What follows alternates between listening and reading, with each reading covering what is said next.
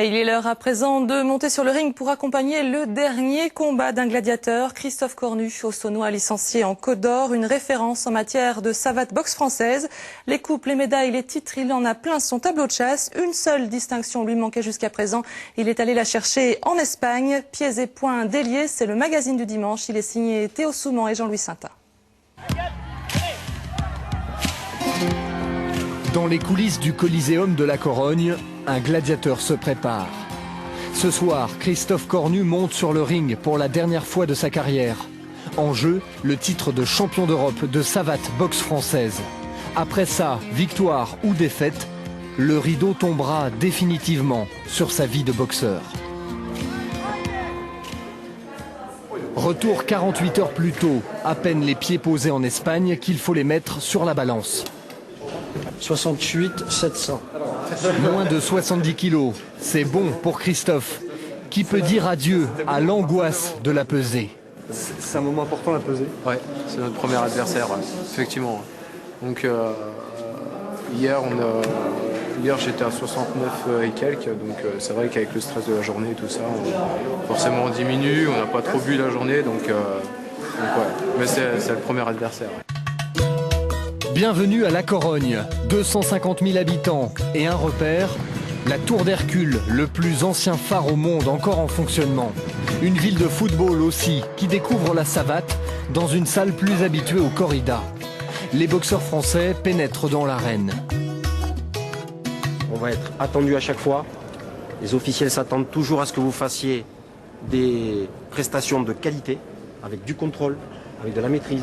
Vous devrez toujours être pertinent et vous mettre au niveau de l'adversaire en termes de distance. Il faudra que vous fassiez les efforts de vous remettre à distance pour éviter qu'il y ait des problèmes de hors distance et d'interruption trop forcée sur les coups tibias et tout ce qui est irrégulier, d'accord ? Allez ! Pour commencer, Christophe Cornu affronte un Espagnol. En assaut, les coups ne sont jamais portés, seules les touches comptent. Et le franc-comtois affiche sa supériorité.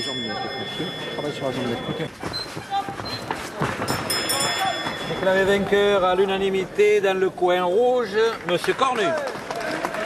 Première victoire et Christophe retrouve Nathalie. Boxeuse de haut niveau, elle aussi, venue soutenir son amoureux. C'est toujours beaucoup de stress. Même si j'ai très confiance et je connais ses capacités, il y a toujours une petite peur, plus que même quand moi je boxe, donc c'est vrai que beaucoup d'anxiété et beaucoup de joie. Christophe a beau être déjà multiple champion de France et du monde, il se fait toujours chambrer par sa petite amie. Elle a un avantage sur lui dans la course au titre. Il y a une petite rivalité, pour l'instant il n'est pas champion d'Europe, donc bon, ouais. c'est ce qui lui manque à son palmarès. Et c'est vrai que s'il devient champion d'Europe, on sera vraiment là à égalité. Mais pour réussir ce dernier défi, mieux vaut se ménager. Les assauts s'enchaînent et les corps sont meurtris, surtout après de longues années de compétition. Il y a une usure de tous les cartilages. Le sport c'est bien, mais ça use quoi. Donc on dit souvent à 30 ans on commence à être âgé dans le sport, quoi. Je fais attention parce qu'il va me taper. Mais ouais, c'est normal, le corps n'est pas fait pour répéter comme ça des mouvements permanents. Christophe, lui, n'a que 27 ans. Et malgré la fatigue, il a gagné ses 3 premiers assauts, haut la main. Après une bonne nuit de récupération, le voilà en demi-finale. L'adversaire est redoutable, le Belge Chris Van Hoek. Plus grand et donc difficile à manœuvrer. Ouvrez grand vos yeux, vous êtes au bord du ring.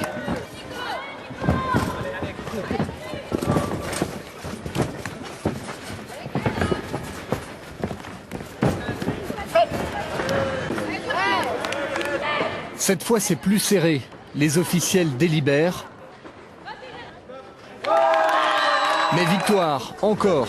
Un immense soulagement pour les parents.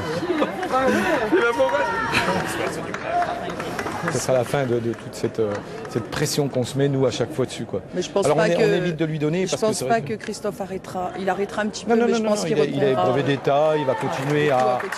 Moi, ce que je demande, c'est qu'il ouvre un club et puis qu'il fasse son côté fair play, son côté... les gens l'adorent tellement que finalement, ce serait dommage qu'il quitte complètement. Perpétuer la tradition, et pourquoi pas? Christophe a bien débuté à Lure, en famille. Pour progresser, il a dû ensuite quitter les siens pour le club de Quetigny, près de Dijon.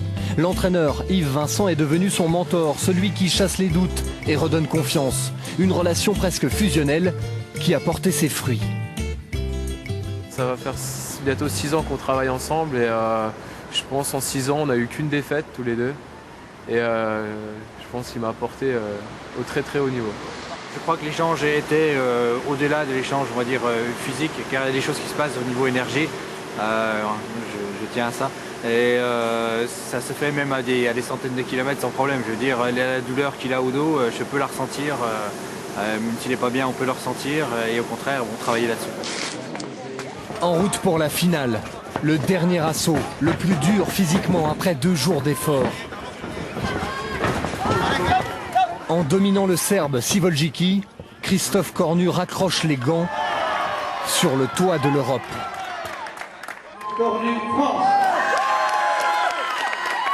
23 ans de carrière, toujours le même stress, toujours cette envie de gagner, toujours ce doute à la fin, mais toujours cette joie, toujours cette grande joie de rentrer chez moi. Et ça y est, t'as tous les titres, ça y est, j'ai tout. Ouais. Pour le champion, une vie s'achève, une autre commence. Son travail de policier en région parisienne et le mariage prévu avec Nathalie. De la Savate, il gardera des valeurs, une fierté et le souvenir précieux d'une fin de carrière sur la plus haute marche du podium. Le rêve de tout sportif.